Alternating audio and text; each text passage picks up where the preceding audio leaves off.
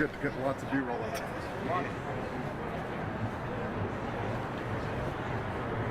The whole crux of the story, Jim.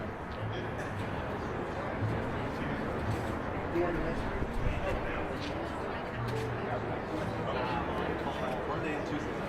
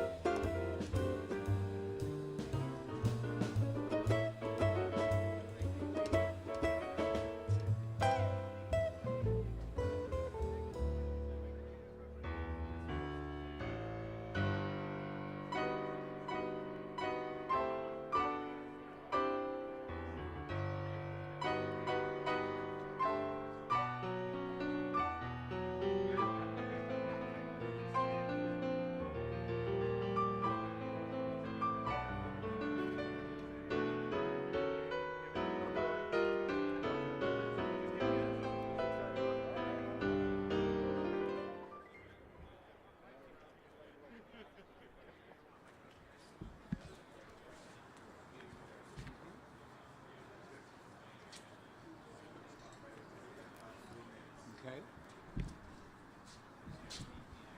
It's not as cold as I thought it was going to be. Are you glad with your coat? No one will think less of you.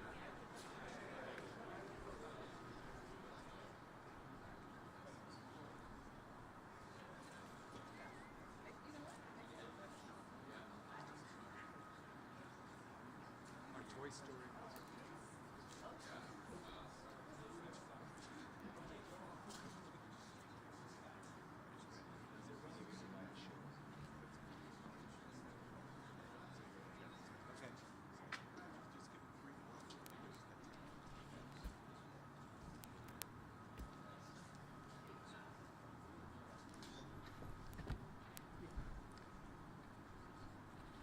Good morning, everyone. Let the record show we're not only on time, we're early here at the Postal Service. And it's our peak season, so I'm glad to get to start things off. Good afternoon, everyone. My name is Peter Pastor, and I'm Vice President, Government Relations and Public Policy for the United States Postal Service. And it's my honor, on behalf of the 75th Postmaster General of the United States of America, Louis DeJoy, and the women and men of the Postal Service, and the leadership of the Postal Service who are assembled here, to welcome you to today's event. It's a crisp afternoon, but it'll keep us all intent as we announce an exciting new chapter in our vehicle journey, and it truly is exciting for us to share it with you all. The plans we announced today are an exciting culmination of years of hard work, analysis, action, and leadership. As you will learn, it's an inspiring example of how our own best efforts and ambitions can be met with resources and innovation to achieve impressive results for both our mission and the environment. And it is truly a marriage of improving the work environment, because that's what these vehicles are, and the environment. So we're pleased to accomplish that all in one fell swoop. Today you'll hear, as I mentioned, from Postmaster General Louis DeJoy, and we're also joined by John Podesta, who's Senior Advisor to the President for Clean Energy, Innovation, and Implementation. We'll hear from Brenda Mallory, Chair, White House Council on Environmental Quality, and Ali Zaidi, Assistant to the President and National Climate Advisor. It is now my privilege to introduce Postmaster General Louis DeJoy, who will share with you our ambitious plans. In introducing Postmaster General DeJoy, I would share my own observation, don't panic, Louis, that it is his grounding in the mission of the Postal Service, his honest assessment of not only where we are, but where we need to be, and his unflinching hard work and patriotism that influence his every action. This vehicle program is no different. He brought optimism, realism when it was needed, and action orientation. It is his leadership that made today's announcement possible, along with a lot of hard work on the part of the vehicle and finance teams, almost all of the leadership of whom is here today. So following the Postmaster's remark, Postmaster General, sorry for the demotion there, I will introduce members of the Biden administration who we are honored to host today to salute our progress. Postmaster General DeJoy, the podium is literally and figuratively yours. Thank you, sir. Thank you. Good afternoon, everyone. Hello to all my postal peeps out there. Now you know how our carriers feel, right? It's a great day for us. Besides all this excitement, we're delivering 41 million packages today. 41 million. It's like more than last year. I'd like to welcome our White House guests, John, Brenda, Ali. Thanks for making a long trip over here. Right? I look forward to hearing from you. I see many of our union leaders here. There's Brian. Is Brian here? There he is. Hey, Brian. Brian, the new president of NALC. Thank you for joining us. And Paul, Jimmy. There's Paul, Edmund. Very, very good to see you. Let's keep working together and moving this organization forward. I appreciate the dialogue that I've had with you over my 2 years here. About 2 years ago, the Postal Service began a journey to rescue itself from imminent financial and operational crisis that threatened our existence as an independent agency charged with the delivering of mail-in packages to 163 million addresses a week, 6 days a week, and covering our cost, which is our statutory mission. Substantial, historic, and projected losses, eroding market share, increasing and costly obligations to serve, a defective pricing model, burdensome pre-funding legislation, a failing infrastructure, high employee turnover, ineffective organizational and operational strategies, and an aging fleet of over 200,000 delivery vehicles that are best suited for museums rather than for our hardworking carriers. Hello, Chairwoman Maloney. Very nice to see you. Let's hear it for Chairwoman Maloney. Thank you for your long service to the Congress and your help to the Postal Service over the years. It's been delightful to work with you over the... Now you interrupted my whole speech. Where was I? We want to start with the aging fleet of over 200,000 delivery vehicles. Together with our board, this leadership team put together a series of thoughtful and well-calculated ambitions summarized in our Delivering for America plan, and launched them with aspirations to provide service excellence and financial stability. Then the whole postal organization together got behind the plan and began driving to achieve these initiatives with the attitude, energy, and pride that rivals any private industry enterprise.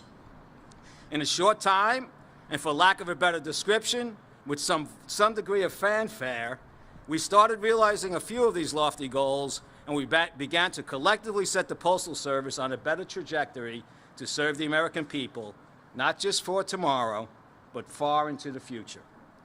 Today, we announced the achievement of another significant milestone: our ability to move forward with an operationally suitable, financially viable, and climate-friendly acquisition and deployment strategy to modernize our delivery fleet of over 200,000 vehicles.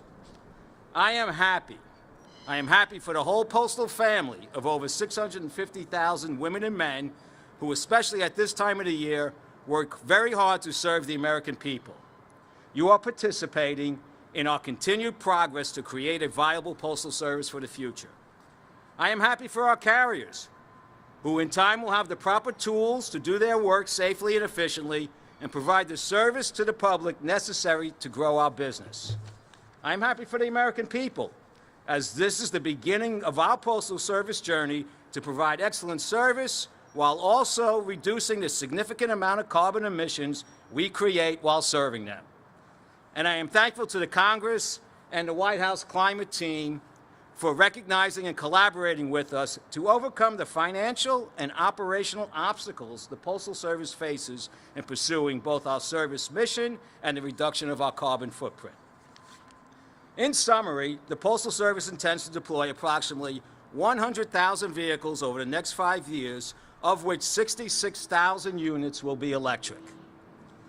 We plan to buy 60,000 special purpose-built next-generation delivery vehicles, of which 75% will be electric. To my right or left, someplace, is what we call the next-generation delivery vehicle. Where is it? Oh, there it is. Behind me. Behind me is the next-generation, delivery vehicle. We expect the NGDVs we acquire in 2026, 2027, and 2028 to be 100% electric, John, 100%.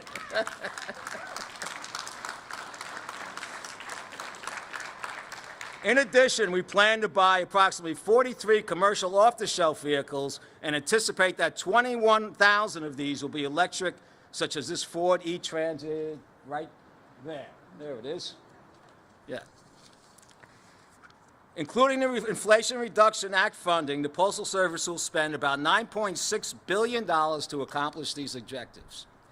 We also will continue to explore the financial and operational feasibility of achieving 100% electrification for the overall Postal Service delivery fleet. We will immediately begin the long-term initiative of preparing our facilities to accept these vehicles to operate in our nation's communities in a mission-capable way. This will be done in a tightly coordinated manner with other Postal Service network modernization initiatives. As I have said from the beginning of this journey, the Postal Service needed to replace our 30-year-old fleet of unsafe vehicles, which was specifically designed to do our unique work. The tremendous initiative we are now announcing today is directionally where we anticipated landing all along. We took a first step in the direction of electrifying our fleet with our initial order so we could begin the pursuit of our long-term operational and climate goals. As our financial trajectory improved, as our delivery strategy evolved, and with the help of the congressional funds to facilitate our ambition, we were very well positioned to move forward with more favorable plans that everyone can rally around. Concurrent with this initiative, the Postal Service is embarking upon a substantial initiative to reduce our cost of operations through a massive network reconfiguration touching 31,000 retail centers, 19,000 delivery units, and over 500 plants and accessorial facilities. This will result in a substantial reduction in air cargo, handling, and truck trips.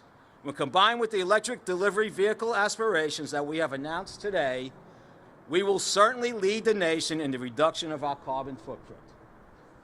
I would like to thank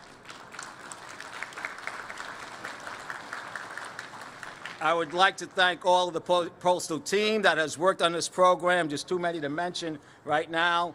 I would also like to thank, I don't think he's here, Andrew Mayock from CUQ for hanging around for the past 2 years, trying to gain an understanding of what it is we will be doing. I would like to thank my new vehicle friends, Mark Dowd from CEQ, Austin Brown from the White House Climate Team, for their collaboration in working through this go-forward plan with us. It's really been a great interaction, and hopefully we both learn from each other about what it takes to, to do both of these things together. And of course, John Podesta, Senior Advisor to the President, for his focus, like me, on moving the ball forward. And I really do thank you, John, for that. Really, yeah. John and I met about 5 years ago for about 3 or 4 hours. I was wondering if he would remember me when I called him. And he did. I think you did, didn't you? I did. Yeah, okay. You're unforgettable. Anyway, gentlemen, again, thanks for, I've enjoyed working with you, and we've learned a lot. Ladies and gentlemen, someone who needs no introduction, has a long career in public service. I want to welcome the Senior Advisor, to the President for Clean Energy and Innovation and Implementation, Mr. John Podesta. Thank you. Thank you, sir. Thank you. Thank you so much, Postmaster General DeJoy. It's great to be here with all of you. I want to thank Louis for his personal leadership in making this day possible. I really mean that. General, to you. And Chair Maloney, we have worked together for many, many years. I want to thank you for your leadership, not just on this, of course, but for the way you've been just a tremendous asset to this country and a leader in the Congress. Thank you. And to the union leadership present here today, Brian Renfro from the National Association of Letter Carriers, Paul Hagrogian from the National Postal Mail Handlers Union, Edmund Carley from the United Postmasters and Managers of America, James Warden from the National Association of Postal Supervisors, and Michael Foster from the American Postal Workers Union. Thank you for your tremendous leadership. This is an exciting announcement. The Postal Service delivery van is one of the most recognizable vehicles in our nation. Nearly every neighborhood in America sees them on a daily basis. Millions of Americans are on a first-name basis with their local postal worker. So it's wonderful that the Postal Service will be at the forefront of the switch to clean electric vehicles, with postal workers as their ambassadors. It's about showing every community what the future of transportation looks like, and that this future is already here, as you can see behind us. It will get people thinking, if the postal worker delivering our Christmas presents, those 41 million packages that arrived this morning, is driving an EV, I can drive an EV too. But this announcement is about much more. It's about making the air cleaner in our neighborhoods that have borne the brunt of tailpipe pollution, and improving the health and safety of postal workers who drive these vans every day. It's about creating good paying jobs. For example, this Ford e-Transit van that's behind me that the Postal Service will purchase as part of this commitment are made in Kansas City by members of the United Auto Workers. And it's about leading by example in our race to tackle the climate crisis. The Postal Service has the second highest carbon footprint of any federal agency, driven almost entirely by their fleet of vehicles. So converting to clean electric vehicles is an essential part of making sure that the federal government is walking the walk on climate, and a big demand signal to the rest of the transportation sector to go electric. In short, with this bold fleet modernization plan, Postal Service is positioning itself to be a leader on climate action. The Biden administration has recognized the crucial role of the Postal Service in the President's climate agenda from the very beginning. It's the $3 billion that was included in the Inflation Reduction Act for the Postal Service was included so that they could electrify their fleet faster. And today, Postmaster DeJoy and his team are leveraging that $3 billion, 1.3 for delivery vehicle, 1.3 billion, and 1.7 billion dollars for charging infrastructure.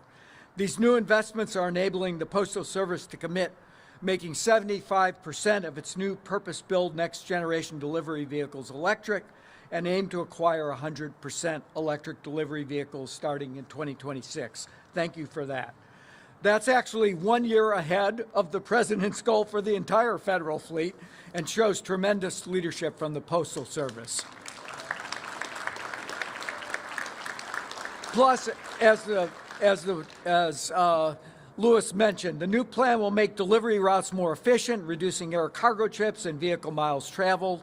That'll cut pollution even more while further improving Postal Service's world-class ability to deliver packages and mail on time. So congratulations to Postmaster General DeJoy and to the entire U.S. Postal Service organization on this new era of climate leadership and modernization, and for moving us rapidly towards a future where every package is delivered in a clean, electric 21st century vehicle. Thanks so much, and now I'm going to hand the mic over to my friend and the chair of the Council of Environmental Quality, Brenda Mallory.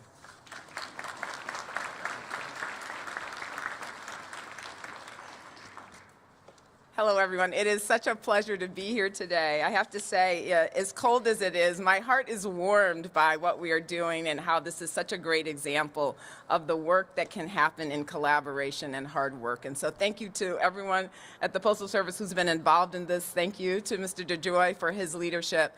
It's really a great day. The federal government walking the walk on our climate and sustainability goals has been a priority of President Biden since his first weeks in office. And electrifying our vehicle fleet, the largest in the world, is a huge component of that. Today, the United States Postal Service is showing how the federal government can lead by example so that together we can reach President Biden's federal sustainability goals. Swiftly transforming our federal fleet is central to the President Biden's plan to combat the climate crisis. So this is a huge victory for so many, for the postal workers, the clean energy industry, young people everywhere whose future is threatened by the climate crisis, and neighborhoods all over the country that will benefit from the cleaner air when the mail is delivered to your doorsteps. At the White House, a commitment to environmental justice underpins everything that we do. This announcement will advance that commitment by keeping the Postal Service's delivery service as reliable as ever while modernizing its fleet, reducing operating costs, and improving public health by reducing pollution in our communities. Bold action like this will forge a brighter tomorrow for future generations. This announcement lays a pathway that will help achieve all of President Biden's climate goals and make a real dent in our efforts to tackle the climate crisis. The Postal Service is cementing itself as a leader in accelerating the expansion of electric vehicles across the United States and proving that it can continue delivering its trusted services in a cleaner, more effective way. That's huge. And we think that when we think of the federal government's footprint and the impact of our decisions on the larger market, this really makes a difference. The Postal Service is not only taking significant climate action, it is setting the bar for the rest of the federal government and, just as importantly, for the rest of the world. Harnessing the full potential of federal sustainability will require meaningful collaboration and teamwork among all of our federal partners. And today, I'm proud to see this collaboration on full display as we stand in partnership with the Postal Service to work toward a healthier and more equitable future for all. So I'm just thrilled to be here and to be part of this announcement. And with that, let me turn it over to my friend, Ali Zaidi, who the Chief Climate Officer.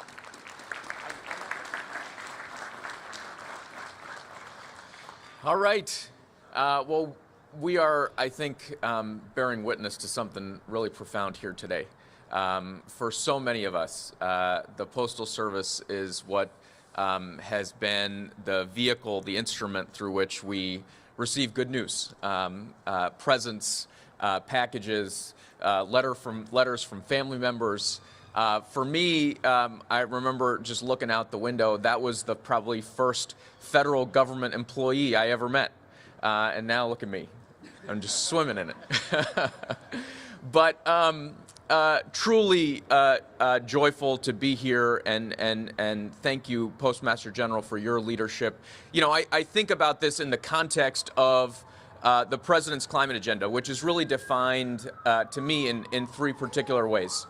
The first is this concept that we are in the decisive decade, right? So in 2018, and pretty cool to be standing in front of the Postal Service talking about the United Nations IPCC, but in 2018, the world's leading scientists came together and they said, we are in the decisive decade for climate action. And that means not just knowing what direction we need to head in, not only doing the analysis, not just setting up a committee to figure out where we need to go, but actually getting there. And who better to get us there than the Postal Service to make the decision to put the cars on the road, the steel in the ground. This isn't just about these vehicles, it's about the commitment to be meeting the moment in this decisive decade with wheels on the road and chargers in the ground. And so I think this is the kind of leadership we need to see in every sector and every segment of our economy, and so grateful to be able to bear witness to that. You know, the second big part of the approach that President Biden's taken on climate action is this notion that when we talk about clean energy solutions and the solutions we need for climate change, that they can and must be stamped made in America. Right, I remember walking with the president to meet some of those UAW members who are shifting from years of making internal combustion engine vehicles to making electric ones. Just since 2021, we've seen over $100 billion from the private sector flood into establishing the United States as a leader in electric vehicle manufacturing.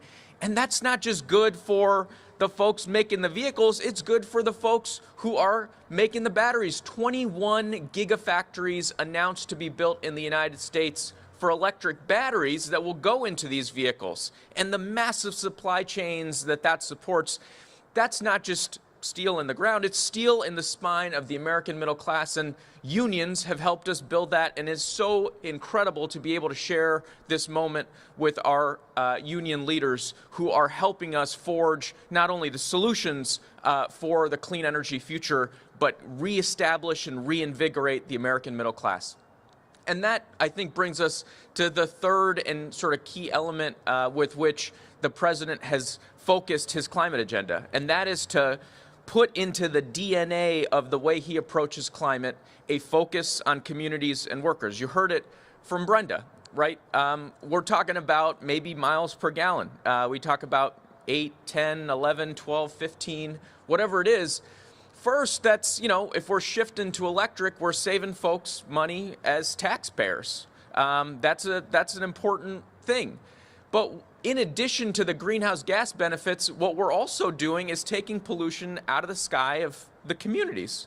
For a really long time, we've looked at the last mile of transportation and thought, gee, that's going to be really hard to clean up. There's so much infrastructure. It's so distributed. This is proof that the solutions exist if we can provide the leadership to drive them forward.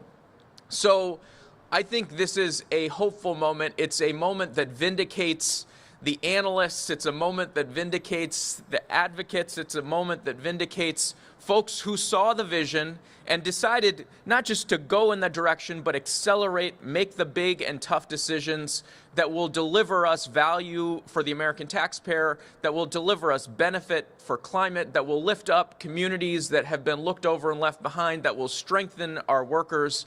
This is proof that we can meet the moment in this decisive decade, that we can make these technologies and solutions here in the United States of America, and that as we do all of that work, we can hold communities and workers at the center. So grateful to be here and celebrate this. Thank you, Ali. Thank you, Brenda. Thank you, John. Again, this means a lot to this organization to have you all come over here and support our initiative in terms of moving forward. And we really appreciate it, and we'll make you proud in the implementation. We're going to move fast. I want to recognize a couple of things before we wrap up. I want to recognize our Deputy Postmaster General, a 40-year career postal employee, Doug Tolino. And we have Governor Tangolini over here who joined us today. Appreciate you coming out for the celebration. And now for all of you, I always walk around with my leadership team. There's about 40 people here. Some of you in the front row on the thing. This is them. This is the group that's leading the change and the transformation in the Postal Service, supported by all of you out there. And I'm excited and blessed to lead this organization at this particular point in time. I want to thank you all on behalf of the Postal Service. We hope you get all your packages on time and your Christmas cards. Have safe travels during the holidays. Merry Christmas and Happy New Year. Thank you.